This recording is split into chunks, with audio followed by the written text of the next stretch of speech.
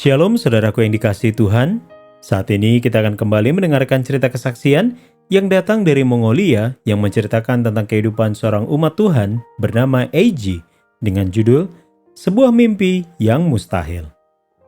Eiji adalah salah seorang guru pertama yang mengajar di satu-satunya sekolah Gereja Masih Advent Hari ke-7 di Mongolia saat sekolah tersebut dibuka pada tahun 2009.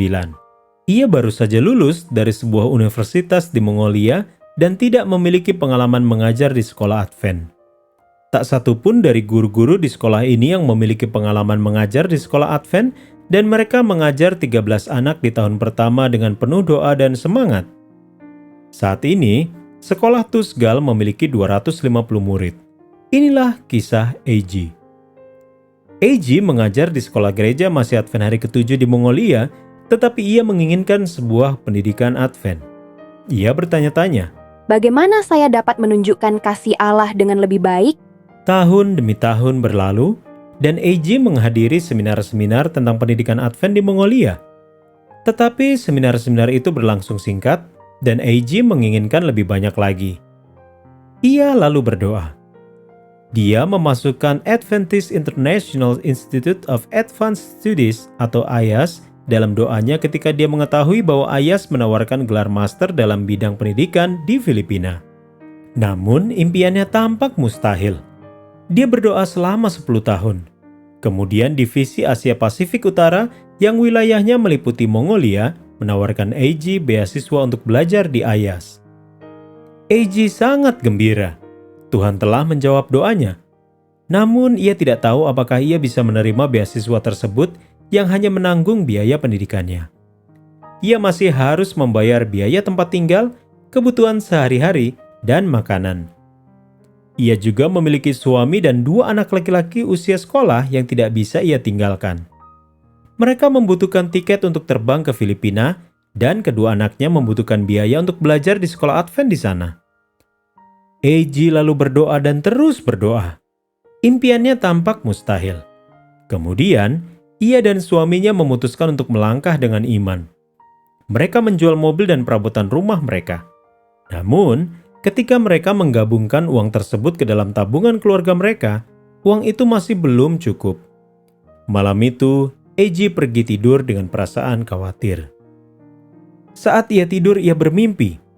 Dia mondar-mandir di sebuah ruangan kecil tanpa pintu atau jendela. Ia merasa terjebak. Kemudian Tuhan memberinya secari kertas dan berkata, "Aku akan menolongmu." Beberapa saat kemudian, dia duduk di belakang sebuah mobil pickup, melaju di sebuah jalan. Mobil pickup itu berhenti di persimpangan kereta api, dan sebuah kereta api melintas. Lalu mobil pickup itu terus melaju.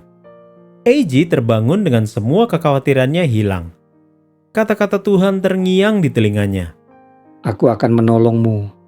Eiji tidak lagi merasa khawatir, tetapi ia masih tidak tahu apa yang harus dilakukannya. Mimpinya tampak mustahil. Beberapa hari kemudian, ketika Eiji berjalan ke gereja pada hari Sabat, sebuah pemandangan yang tidak biasa menarik perhatiannya. Sebuah pohon besar tumbuh di antara deretan garasi parkir pribadi. Akar pohon itu menjalar jauh ke dalam atap beton garasi. Eiji berpikir, Tidak mungkin ada pohon yang bisa tumbuh di atas atap beton. seketika itu juga kata-kata malaikat kepada Maria terlintas di benaknya. Sebab bagi Allah tidak ada yang mustahil. Lukas pasal 1 ayat 37. Eiji kemudian mengambil foto pohon itu dengan ponselnya dan dengan gembira menunjukkannya kepada teman-temannya di gereja. Ia tidak ragu bahwa ia dan keluarganya akan pergi ke Filipina. Itulah yang terjadi. Selama beberapa pekan berikutnya, Eiji mendapatkan tiket pesawat dan meninggalkan Mongolia. Tuhan bahkan memberkatinya dalam perjalanan ke Filipina. Dia singgah selama 6 jam untuk berganti pesawat di Turki, dan dia bisa menghabiskan waktu dengan 2 kerabatnya yang tinggal di sana. Ketika dia tiba di AIAS, dia sendirian sama seperti dia sendirian di belakang mobil pickup dalam mimpinya. Namun ia percaya bahwa Tuhan akan menolongnya. Ia percaya bahwa pohon bisa tumbuh dari atap beton. Dia berdoa dan menunggu. 2 bulan kemudian, suaminya menjual harta benda mereka yang terakhir, dan dia serta kedua putra mereka mempunyai cukup uang untuk mengikutinya. Saat ini keluarga tersebut tinggal di Ayas sementara Eiji belajar untuk meraih gelar master di bidang pendidikan. Dia merasa sangat bahagia. Mimpinya yang mustahil kini telah terwujud. Ia mendapatkan pendidikan Advent dan ia tidak sabar untuk membagikan kasih Tuhan dengan cara-cara baru di kampung halamannya. Tuhan menunjukkan kepada saya bahwa segala sesuatu mungkin baginya. Katanya, Kita harus memandang kepada Allah daripada melihat masalah kita dan melangkah maju dengan iman. katanya, Ketika bangsa Israel keluar dari Mesir, mereka berhenti di Laut Merah dalam ketakutan. katanya, Namun ketika mereka melangkah maju dengan iman, mereka melihat Tuhan secara ajaib membelah air. Jadi, berjalanlah terus bersama Tuhan dalam iman, doa, dan ucapan syukur. Saudaraku yang dikasihi di dalam Tuhan, berdoalah untuk Eiji dan guru-guru lainnya di sekolah Tusgal, satu-satunya sekolah gereja Masih Advent hari ke-7 di Mongolia. Bagian dari persembahan sahabat ke-13 sebelumnya telah membantu sekolah ini untuk membangun ruang kelas dan perpustakaan. Terima kasih telah merencanakan persembahan yang murah hati pada tanggal 29 Maret untuk proyek-proyek sahabat ke-13 pada triwulan ini di Mongolia dan di tempat lain di divisi Asia Pasifik Utara.